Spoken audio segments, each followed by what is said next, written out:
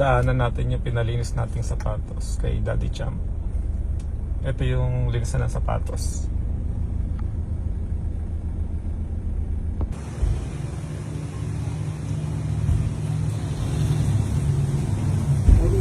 Nagtaas ka pa ng presyo ngayon? Hindi, nag-agda ako 50. Yung pinapagawa ko kay Kupag, di wala pa eh. Pero pasensya mo na sa nagyara. Magkano nalinis ngayon pag ano? Dito, hindi, pagtaga dito, ganun pa rin.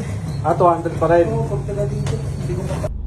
Ayan, nakuha na natin yung pinalinis natin na sapatos kay Daddy Champ. Ang linis pala ng sapatos nila, 200 pesos per piece. Tapos kapag 5, may free na isa. 5 yung pinalinis natin, bali dahil may free isa, 6 yung nilinis niya. Nalate tong 2 dahil medyo madumi. Pinamba-basketball ko kasi to. Ayan, sa Bayambon lang siya nakapwesto sa North Sagaray.